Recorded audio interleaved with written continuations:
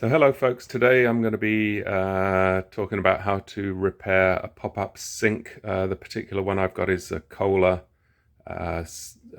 lavatory or bathroom sink pop-up. It's not for the bath, this is actually for the sink or the vanity unit. It's called the Kohler Clicker Drain with Overflow. Here's the part number. So there's a RH1274364-CP. or the 1006106 So this particular one is about $15 from Home Depot.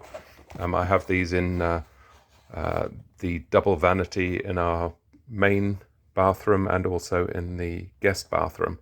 But what tends to happen is that the pop-up piece either jams or clicks and comes apart. So I'll be showing you how that goes together and how to repair it. The only things you'll need for this is a pair of pliers, ideally needle nose ones with narrow point, because you've got to reach down into the drain to pull the thing out, and then a screwdriver with a very narrow point, because you're going to need to pry off a plastic cover, which you'll see later. So that's the only two tools you need, is pliers and a little small thin screwdriver. Hello folks, so today we're in the bathroom and I'm looking at the repair of a pop-up Kohler sink drain. So here's what it looks like.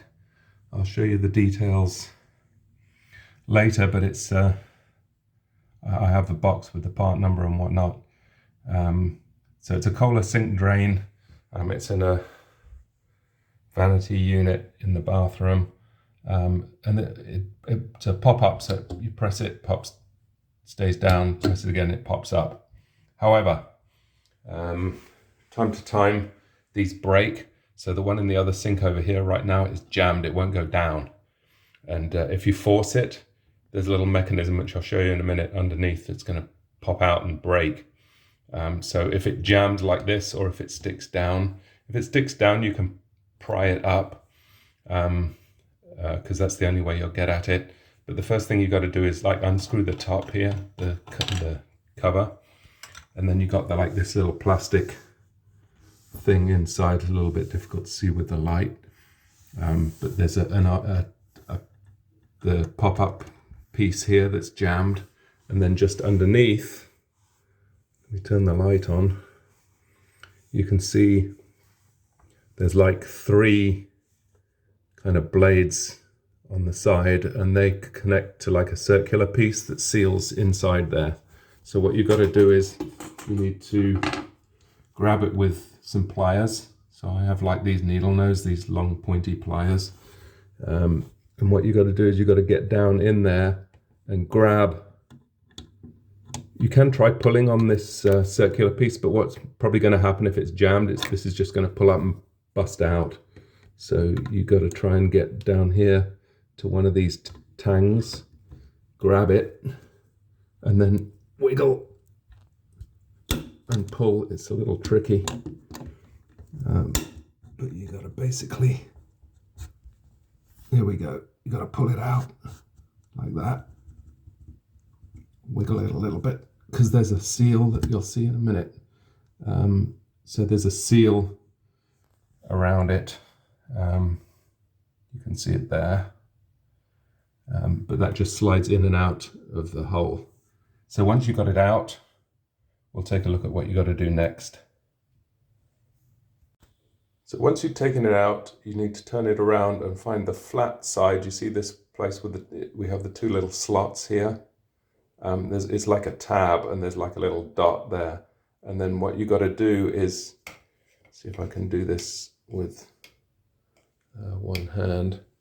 You need a screwdriver that's got a really thin, narrow little blade on it, and you got to get the screwdriver underneath the bottom end of this tab right there. You got to get it under there. You can see there's a little cutout. You got to get it under there. Pry this up. It'll feel like it's going to break, and then this whole piece, like here, where are we? This whole section here is going to pop off. So I'm just going to do that and then come back.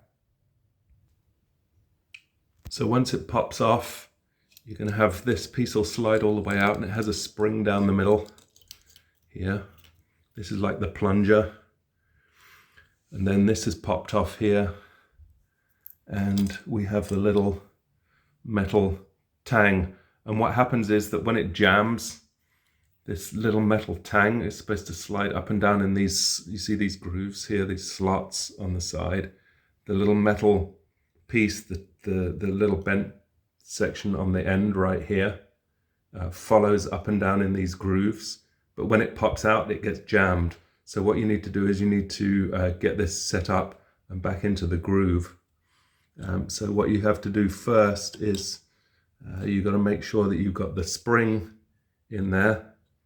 You need to put that back in to the thing so that it's, you see there, it pops up and down.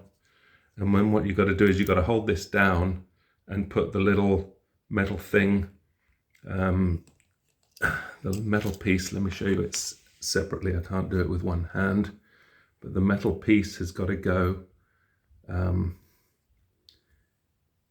it's got to go over this little thing, and it's got to sit exactly like that. But the top end right here, this end has got to be in these slots, set into this slot. See this one that goes up and down, it looks like a little bit like a tree. You've got to get the end of it into there. So let me show you. So this is what it should look like. You see how the end of the metal piece is sitting into that groove? See there, it's following the groove. That's what you want, and I'm holding it down against the spring, which is wanting to push this plunger back up, because this basically just rides up and down in this slot. See that? And then the cover, which is, you can see down on the floor behind my hand, that has to clip back over. So there's a little tab at the top that pushes in. You see the tab right there at the top on the right. That pushes in, and then you've got to clip that piece back down on top to hold the little metal wire back in place. So here we go. I've got the black plastic cover back on, and now all I got to do, I'm not sure if I'm going to be able to show you this live. Let's see.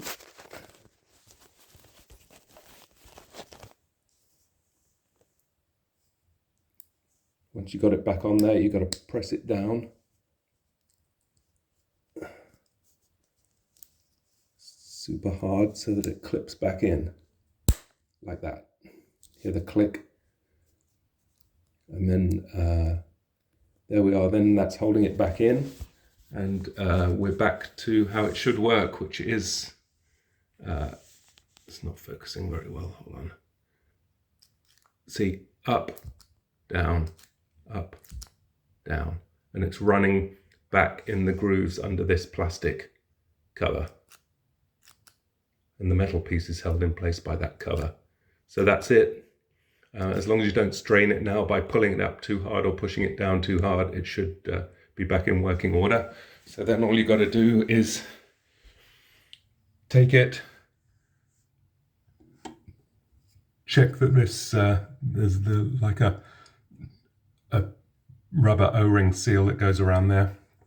Make sure that doesn't get jammed on the edge as you push this back in. You push that back down, screw the top back on here, and you're done. So here we are, the unit's back in. You just have to make sure you got the alignment right so that when this tightens up, it's straight. The wording is straight with the edge of the sink. And here we are back in operation.